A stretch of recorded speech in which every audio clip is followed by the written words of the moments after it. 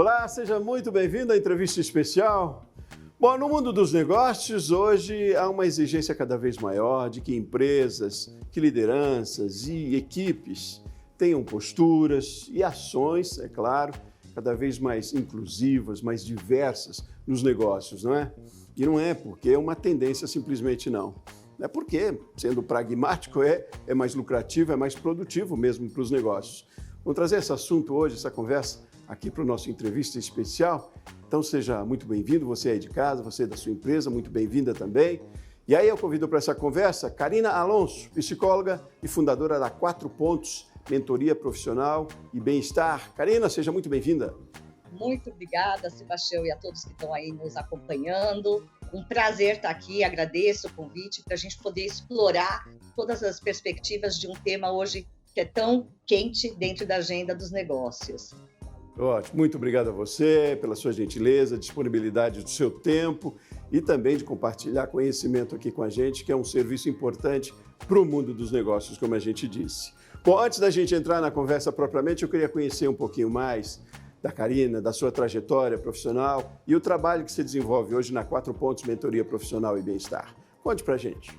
Vou tentar ser sucinta, porque são mais de 20 anos aí de atuação, então eu sou psicóloga formada, né? Iniciei a minha carreira na PwC, na área de recursos humanos, então eu venho numa atuação há mais de 20 anos dentro da área de gente e gestão. Então, passei pela PwC, passei pela IBM, pela Schneider Electric. A minha última posição no mundo corporativo foi na Disney do Brasil, aqui em São Paulo, não é nos Estados Unidos, aqui do Brasil. E desde 2022 eu fundei a 4 Pontos, Mentoria Profissional e Bem-Estar, com o objetivo de continuar aportando valor no desenvolvimento dos indivíduos, dos profissionais e das organizações, mas de uma outra forma. Então, por isso, da ideia da construção, né, da idealização da 4 Pontos e Bem-Estar, justamente por um período que estamos vivendo de tanta turbulência, de tanta transformação, para que a gente possa garantir que cada profissional e as organizações elas possam ter um desenvolvimento cada vez mais saudável e sustentável. Então, Sebastião, essa é um pouquinho da minha trajetória, né? Fiz alguns MBAs, né? O meu estudo, apesar da formação em psicologia, viver no mundo dos negócios me levou a fazer uma pós-graduação em administração de empresas. Depois eu fiz também um pós-MBA em Trends Innovation. Hoje sou formada em terapia cognitivo-comportamental. Então, foram aí parte do meu próprio desenvolvimento para poder hoje estar aí à frente da 4 Pontos, liderando e apoiando novamente, né, o desenvolvimento de indivíduos, de equipes e de organizações. Como é que acontece no dia a dia esse trabalho, a mentoria, o contato seu com as empresas? Há uma demanda de lá para cá? É claro, um trabalho seu de prospecção, eu imagino também. Mas como é que se chega a isso? A gente tem tido cada vez mais necessidade, a demanda das empresas por ambientes mais de bem-estar tem sido maior? Como é que é? Sim, Sebastião, o que a gente tem visto dentro até do processo de mentoria é um crescente, né? Não era isso tão fomentado recentemente, mas agora, assim, eu digo de uns 2, 3 anos para cá, isso vem crescendo, porque a mentoria é uma ferramenta de aprendizagem, ela acelera muito o desenvolvimento e nas minhas experiências, né, com contatos, tanto com empresas como com pessoas físicas, porque a 4 Pontos também atende pessoas físicas, é justamente momentos de transformação dentro da organização, onde as pessoas estão assumindo novos postos de trabalho, novas atuações, responsabilidades, e que a mentoria entra para acelerar a pessoa a estar se sentindo mais segura, né, e mais empoderada naquela nova cadeira. Então, Desculpe, eu lhe interrompi, mas aí, como acontece esse trabalho? Eu digo no dia a dia, na prática, são palestras, é uma orientação pela internet também, online, é presencial? Hoje o modelo híbrido está funcionando bastante, né? A 4 Pontos ela oferece 4 programas de mentoria, uma que é uma mentoria individual, pessoa física, para o profissional, uma mentoria para os líderes, outra mentoria de transformação cultural e uma mentoria organizacional. Então, dependendo do programa, ele vai acontecer de uma determinada maneira. Mas, em termos práticos, de maneira geral, quando a gente fala da mentoria, a 4 Pontos ela oferece 8 sessões, de 1h30. Quando a gente trabalha com empresas, tanto a área de recursos humanos como os líderes, eles são envolvidos nesse processo, então não é um processo que fica somente com a pessoa que está recebendo a mentoria, mas a gente envolve também a organização para que a gente possa ter resultados mais esperados, envolvendo aí também parte da organização. São reuniões online ou presenciais, isso vai depender muito. Então, hoje eu tenho clientes que estão baseados fora de São Paulo, tenho clientes que estão baseados em São Paulo, então a gente hoje tem essa facilidade da tecnologia, do trabalho híbrido, então fica muito a critério do que a necessidade de cada um. Quando é São Paulo, claro que a gente sempre tem uma preferência de algumas sessões elas serem presenciais, porque essa conexão ainda presencial é importante, pelo menos eu acredito nisso, mas se isso não é possível, também não inviabiliza o processo e o ganho que a mentoria oferece. Karina, hoje, o que preconiza, então, empresas mais inclusas, mais diversas, ou que tenham isso aí na sua preocupação primeira, o que caracteriza, para além do conceito, para além do discurso, na prática, no dia a dia? É uma mudança de recrutamento já? É uma mudança depois, dentro do trabalho? O que é? O que são empresas mais que pensem mais na inclusão e na diversidade? É uma mudança forte, Sebastião, de mentalidade, o que a gente chama de mindset, e que passa por uma mudança de cultura organizacional. O que a gente fala sobre cultura é os nossos valores, é aquilo que a gente acredita como empresa, o nosso jeito de ser e de fazer as coisas acontecerem. Então, o que a gente está vendo é que as empresas entenderam que a diversidade e a inclusão ela é uma vantagem competitiva, e a gente pode explorar isso um pouquinho mais, mas ela precisa fazer essa mudança cultural.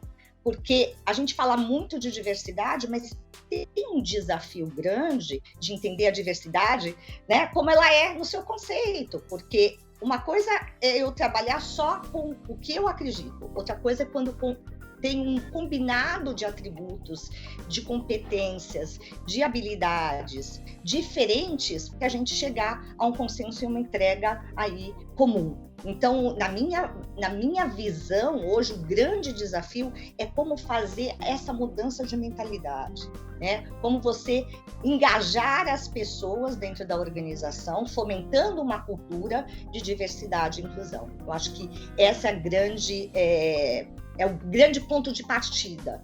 Vejo muitas empresas que estão sendo referência nesse tema, de poderem fazer isso de uma forma muito mais afirmativa, trazendo programas efetivos para dentro das suas organizações, seja no recrutamento, como você disse, seja fazendo um processo de conscientização e de sensibilização internamente com seus próprios colaboradores, para que a organização ela convirja nesse propósito de diversidade e inclusão.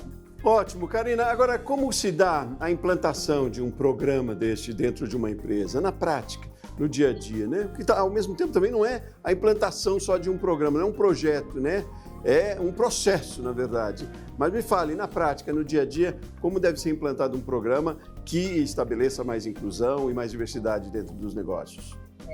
Perfeito, Sebastião, acho que é um processo, A gente tem aí por experiência que quando a gente fala de um processo de transformação, ele pode levar de 3 a 5 anos, Para você conseguir alinhar efetivamente a proposta desse, por exemplo, da diversidade e inclusão. Você trazer valores e perspectivas com relação ao engajamento total da companhia.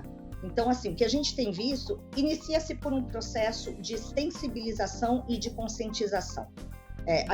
Eu pego pela minha última experiência, onde a gente startou, começamos esse processo de implementação de um programa de diversidade e inclusão, e a gente começou justamente sensibilizando a autoliderança. acho que todo processo de transformação tem que ter a liderança aí comprando essa ideia, porque eles são os principais embaixadores também de alavancar e de sustentar um processo, né, como esse.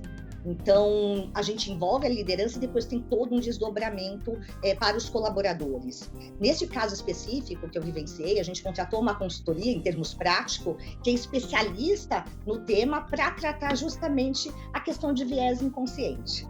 Quando a gente vai falar de diversidade e inclusão, a gente tem muitos vieses. E a gente poder se perceber que nós temos e que a gente precisa, de alguma forma, romper com isso, é importante também que toda a organização faça para poder aceitar melhor o que é diversidade, essa diversidade, né? Primeiro, acho que a gente tem que entender essa diversidade. E aí você tem outras ferramentas. Então, você, né, comentou, palestras podem ser, programas e políticas. Então, a gente começou com um processo todo de sensibilização e conscientização, começando pela autoliderança e desdobrando para toda a organização.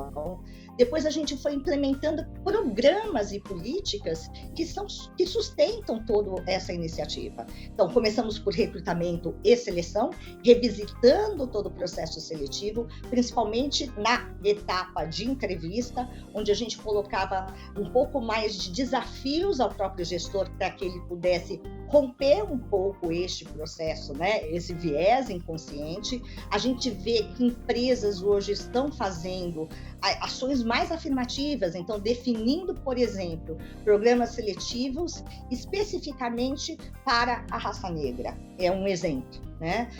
Dentro de programas, por exemplo, a gente tem a questão da sucessão, do plano sucessório.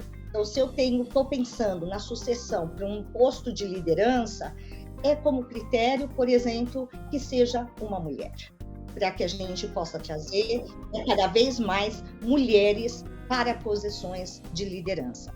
E você vai dessa forma configurando e dando o tom do que você quer dentro da sua organização e preparando essa organização também para que ela possa lidar com a diversidade, né, e a inclusão internamente. Ótimo. Karina, vamos fazer um intervalo rapidinho, mas 2 pontos eu quero trazer, fazer uma provocação aqui para a gente explorar no próximo bloco, o que é um pouco em cima do que você me disse agora, da importância da liderança, né, consciente e quanto a liderança é exemplo, é referência também. Vamos explorar um pouquinho mais. E outra é do quanto é importante também para os negócios, enquanto vantagem competitiva mesmo, né? Empresas mais inclusas, empresas mais diversas, têm mais competitividade no mercado, né? É uma questão de valorização, de quase que de exigência e mudança de hábitos do consumidor também, né? Mas vamos fazer um intervalo rapidinho para a gente seguir nessa conversa no próximo bloco, tá bom? Muito bem. Você de casa também, continue com a gente aqui no Entrevista Especial, a gente volta já já.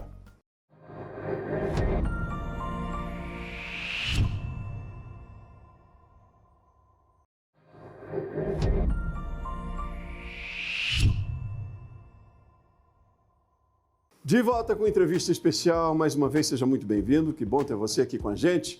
Bom, estamos falando hoje sobre a importância da diversidade e da inclusão nos negócios. Aqui comigo, Karina Alonso, psicóloga e fundadora da 4 Pontos Mentoria Profissional e Bem-Estar, fala com a gente lá de São Paulo. Karina, vamos continuar na nossa conversa, importantíssima, pertinente cada vez mais. E aí a gente falava no bloco anterior sobre conscientização de lideranças, ou da empresa, de gestores, né?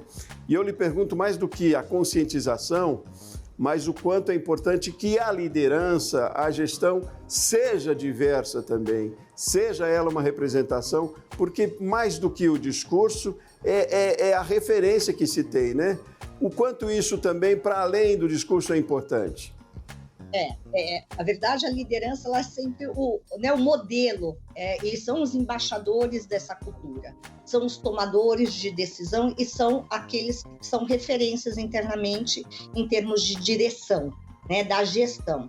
Então, hoje o que a gente tem percebido, Sebastião, é que realmente os líderes, isso já é um fato, né? A gente não consegue fazer nenhuma transformação cultural sem ter esses líderes e gestores engajados, né? E é importante que eles façam parte dessa diversidade. Então, um dos desafios que eu vejo é justamente como a gente consegue colocar diversidade nessa gestão, né, dessas pessoas. Então, algumas indústrias hoje ainda são predominantemente de homens, né, masculinas, a liderança.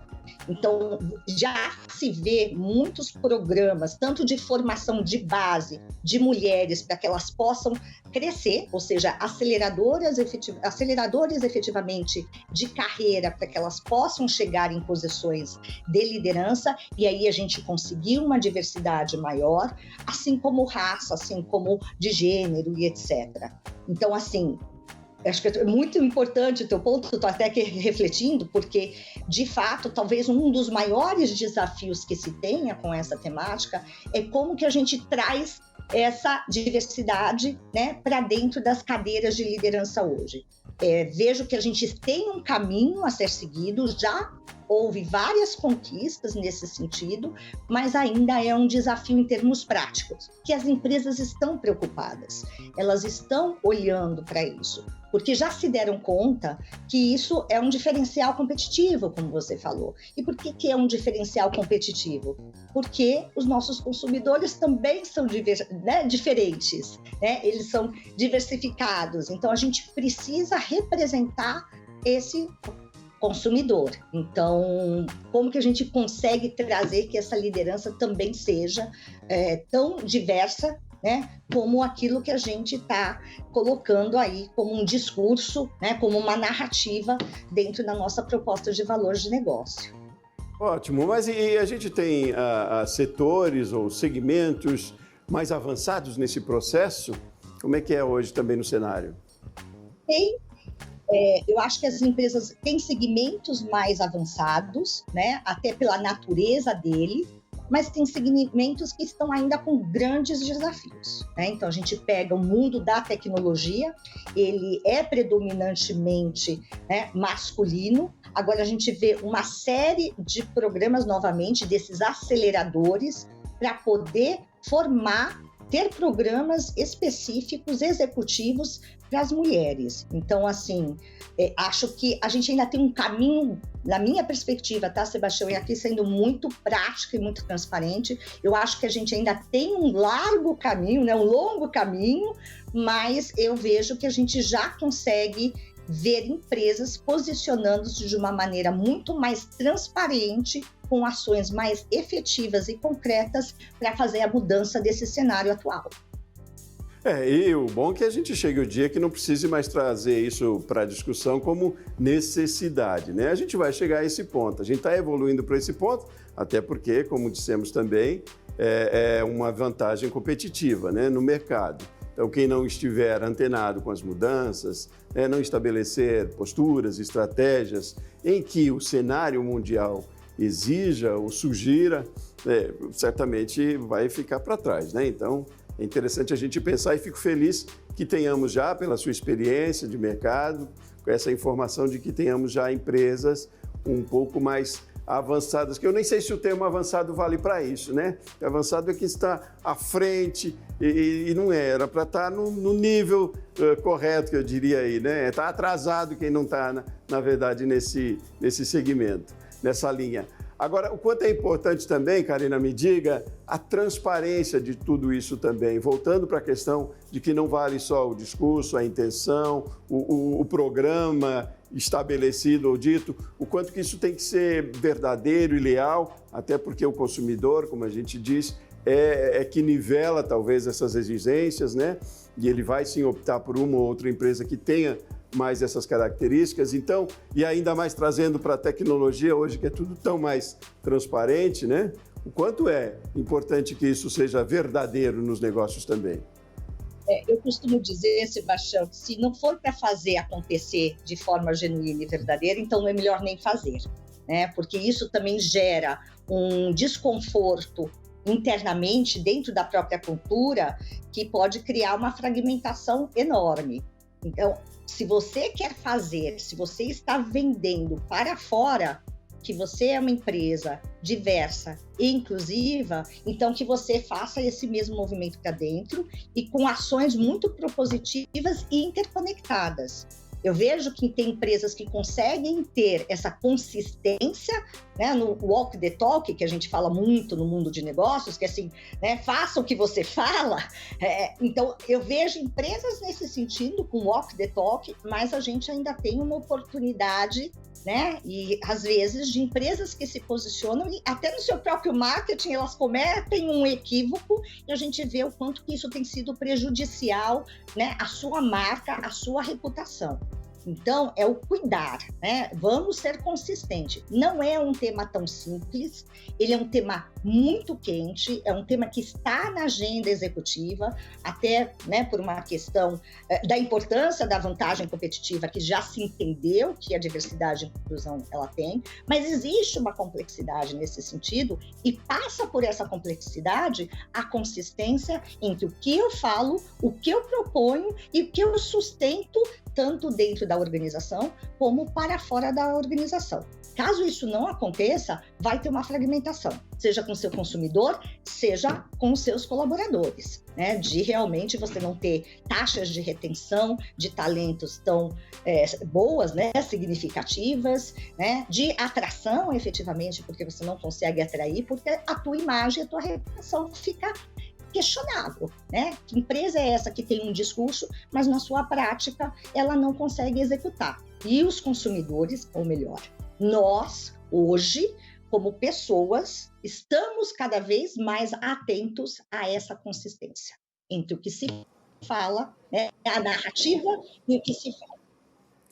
Não, então, e sendo pragmático, né, empresas buscam resultados, você fez referência aí, taxas de retenção, né, talvez menos até venda, eu diria, no final das contas. O que é interessante a gente dizer que é mensurável isso, né, Karina? A médio, talvez longo prazo, é perceptível nas planilhas, se for pensar dessa maneira, que não devia nem ser esse o caso, mas é possível mensurar o resultado de ações mais inclusivas, mais diversas nas empresas, né? É super mensurável, Sebastião. Você tem a sua taxa de atração que você consegue mensurar, né? Que é a retenção. A retenção em si, você tem pesquisas de engajamento, de clima interno, que hoje algumas empresas já colocam a dimensão de diversidade e inclusão, o quanto elas se sentem pertencendo e incluídas dentro deste universo da organização. Então, hoje você tem uma série de dados e informações e também, enfim, tem ali a parte de data analytics, né, de utilizar essa inteligência dos dados ao favor. Então, você consegue ter métricas para poder acompanhar a implementação dessa iniciativa. Do ponto A ao ponto B, novamente, como que a gente vem evoluindo e aonde que a gente precisa ajustar a rota, caso seja necessário, em diferentes perspectivas. Pois é, Karina, é um tema tão importante, né, tão relevante, que a gente ficaria aqui horas conversando sobre isso, mas por hoje a gente precisa encerrar. De qualquer forma, eu faço o convite aí que você volte aqui para o canal Empreender, uma outra oportunidade. A gente segue nessa conversa. Obrigado por hoje, viu? Sebastião, obrigada a você, a todos que nos acompanham. Será um prazer voltar, né, e a gente poder endereçar aí temas tão importantes e relevantes como esse. Obrigada. Muito bem. Muito obrigado a você de casa que acompanhou a entrevista especial de hoje também. Eu volto no próximo programa. Um forte abraço e até mais.